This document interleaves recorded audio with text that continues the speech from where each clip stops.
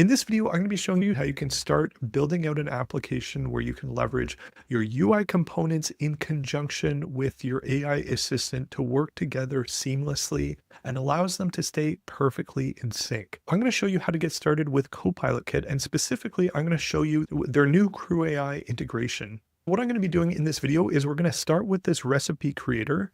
And then ultimately, we're going to adapt this for a different use case. And I'm going to walk you through the setup process as well as the different areas on where you can navigate and update to make this application your own. So you'll have an understanding by the end of the video on how the data communicates between one another and ultimately all of the different component pieces on where we're reaching for information, where we're ultimately sending information to a large language model, and how everything stays up to date in sync. Within the UI, there are a few different areas where a user can go and tweak things. They can change things like the drop downs, the different checkboxes, as well as the ingredients and instructions. They can click this Improve AI button. Alternatively, they can directly type in a message within this right-hand panel here. And effectively how our application works is when a user sends in a request, the nice thing with CopilotKit is it allows us to have a shared state between what's happening on the back end of our application as well as what's within the front end. How our application is broken out, we're going to have our Next.js application layer. And within this, we're going to have a simple API route, and that's going to connect to our Python backend architecture. This is going to be where we have a fast API endpoint. And within this, that's going to be how we communicate those messages back and forth from our CrewAI agents, as well as what we ultimately send back as a response to the front end. In terms of the request, we're going to be sending in those details of the form, as well as what we have in the natural language pane. And similarly on the back end, we're going to be streaming back the responses of the text from an LLM if necessary. Alternatively, we're going to be updating the information within the UI state. Without further ado, let's get started. The first thing that we're going to do to get started is we're going to go ahead and pull down the repo. Once you've cloned the repository, where we're going to be going within this is within the examples folder. What I just showed you on the outset of the video is within the demo viewer here. The thing that I love about this demo viewer is there are a ton of integrated different features of CopilotKit all built within here. One of my favorite features that they've included within this example is the predictive state updates. This predictive state updates, it's really neat because it's almost like something similar to Cursor. And what I can do within this is I can say something like, I want a title for this blog post. And what this will do is it will analyze what we have within our text panel here, and it will give us suggestions. Within here, as we can see, we have that suggestion for a title, Anthropic Economic Index, Understanding AI's Impact on jobs and the economy. And then you even have the ability to confirm or reject. For instance, if I want to reject that title, I can go ahead and click reject. Alternatively, you can go and accept it and work through documents like that. It's a really neat way on how you can interact with potentially a text document, or if you want to build out something like the cursor for writing, you can do all of that within this same demo and this same repo that I'm about to show you. The first thing that I'm going to do is I'm going to open up two different terminals side by side. On the left-hand side here, we're going to have our agent architecture. If I just go within our demo viewer and I go within our agent, we're going to be setting up a quick environment variable. And then a similar thing on here is we're just going to go within the examples folder. And then in this case, we're going to go to demo viewer. And then within here, this is going to be where we can go and install all of the dependencies. From there, I'm just going to npm install everything. Now within our agent folder, if we go within demo, we're going to see all of the backend agent architectures for all of the different examples that we saw within the UI there. The shared state example, that's going to be that recipe example that I'm going to show you how this works. I'm going to be focused particularly on this example. And what I'm going to show you is how you can take this example and tweak it and make it your own for whatever use case you might have in mind. The one thing that we are going to be leveraging within this example is the OpenAI API, and that's going to be how we communicate and interact with an AI model. So just go ahead and get your API key from OpenAI. We're going to create a .env file, and within here, we're just going to add in our OpenAI API key just like that, and then you can save it out.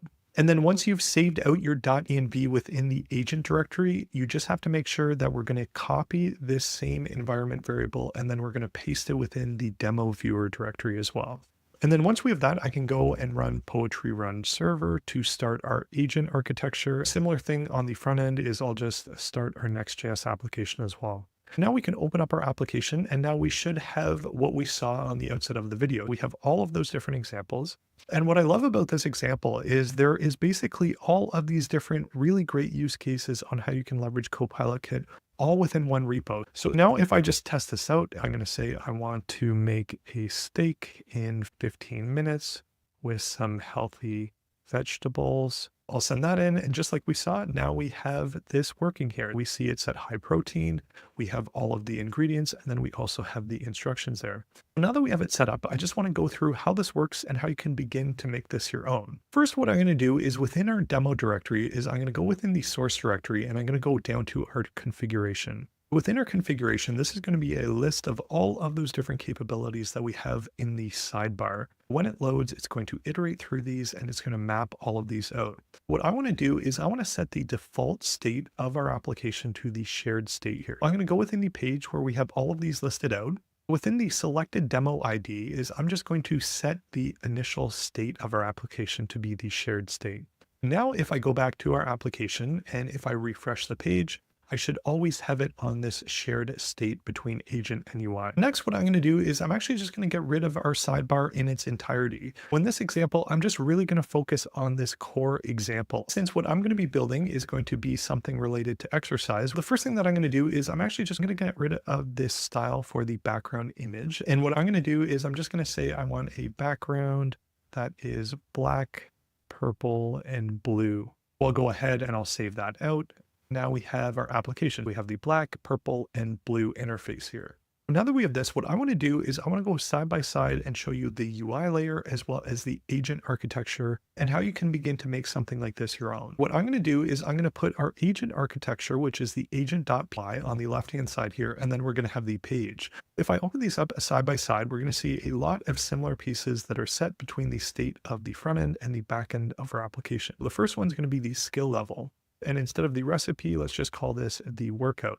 We can keep it beginner, intermediate, as well as advanced since they're still all applicable. Now, in terms of the special preferences, instead what I'm going to do within here is I'm going to say I want these to be different types of exercises. Now, the one key piece with this is when you do make a change on the back end, you just have to make sure that you go and reflect that change on the front end as well. So just make sure that when you're updating your backend architecture, that you're following through with those changes to the front end and vice versa. The reason I like to do these side by side is it makes it really easy to make sure that you do have continuity between your front and back end. And there are some nice tricks if you're using something like Windsurf or Cursor. What I can do within here is I can say update these, and I can paste in what I had generated on the left-hand side here. I'm going to go ahead and submit that. And there we go. We have it updated on the front end as well. Now, if I just pause there and I update both of these and I show you the application so far, now we have these special preferences here. So we still have to update things like the cooking time, but now instead of it being about recipes, we now have something in the context of a workout. We can just go through and update some of the labels here. I can say workout type. Pretty much the last thing that we have to swap out here is going to be the ingredients. You can also go and take this a step further and swap out things like the variable names and what have you within this as well. Now that we have the visual representation of what we want to update within our application, from there we can go and swap out a handful of different things. If you want to swap out variables, you can go and highlight them, and we can say something like workout time and swap out all of those variables.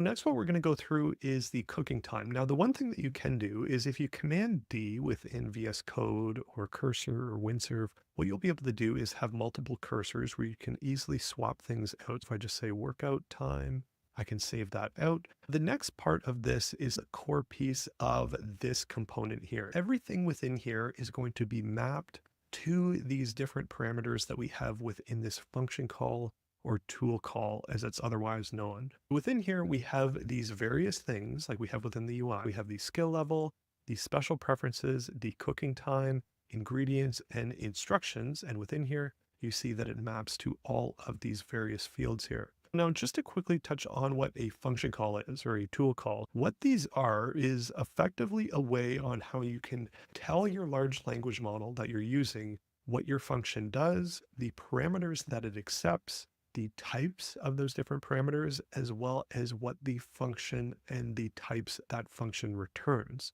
While it may sound like a lot, they're relatively straightforward once you get the hang of it. Just to walk through this, instead of having instructions geared towards a recipe generation, we can have this instead geared towards a workout plan or whatever that interaction is. This could be any different UI interaction that you want to have your Copilot interact with. It could be within a proprietary application that you have.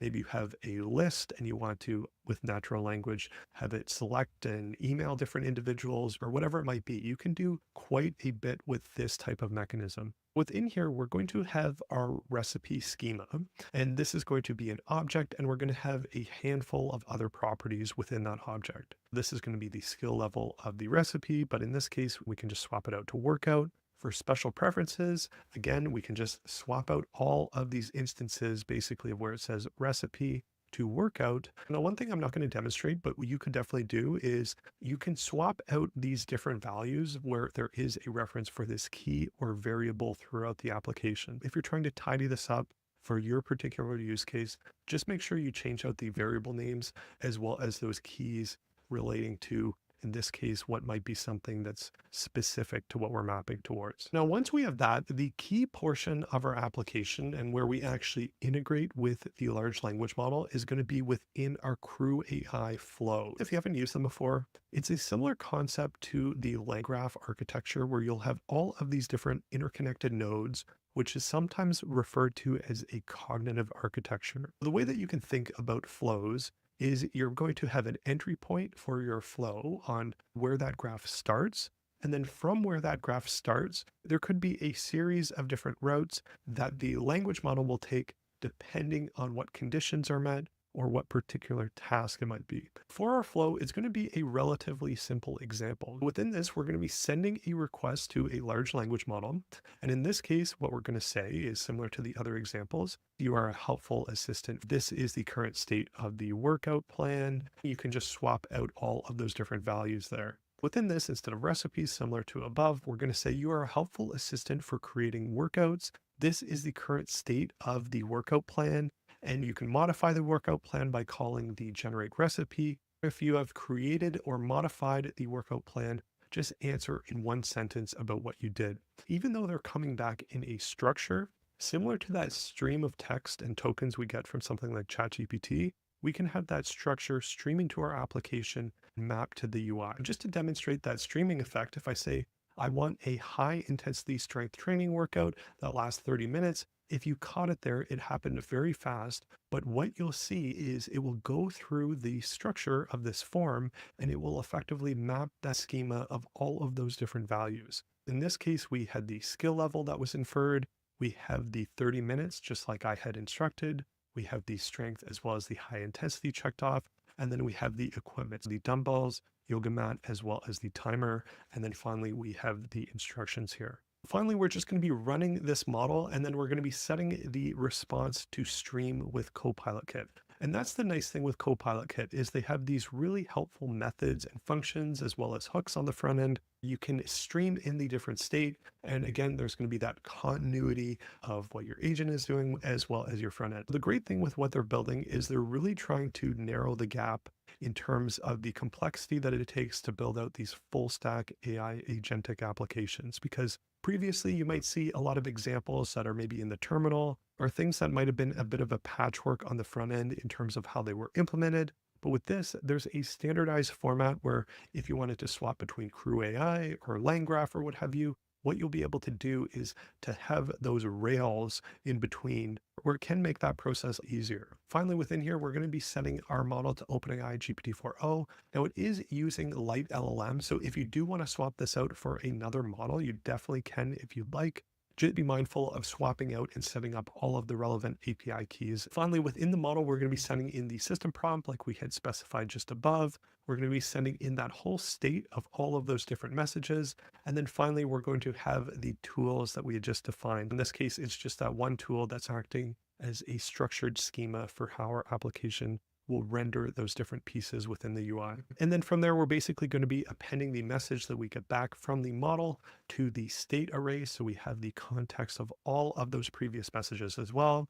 Then we just have how we're handling the tools. Tool calls do involve a little bit of parsing in terms of getting those results back from the LLM, because What we'll get back from the LLM is a JSON payload. But once we have those tool call results, as well as those parameters, we have to go through and loop through the different parameters. So depending on what your tool is doing, as well as how many tools you have, you just have to do a little bit of parsing and organizing. And sometimes in the case of if you're using something like an external provider, actually invoking those methods to get some information that you might further pass within the context of your application, or again, within the large language model. What we're doing once we get the tool call result is we're going to be using the results from that tool call to append to our messages. And in this case, it's going to be the recipe that was generated, or again, the workout that was generated. Otherwise, that's pretty much it. Obviously, you can build on top of this, but this is just an introductory example on how you can get started with integrating the front end to the back end base of an agent architecture. And like I mentioned, there are a number of different examples within the demo repo. If you have writing use cases or human in the loop use cases, I really encourage you to try these out. These are definitely a strong basis for building out these types of applications. But otherwise, that's pretty much it for this video. If you found this video useful, please comment, share, and subscribe. Otherwise, until the next one.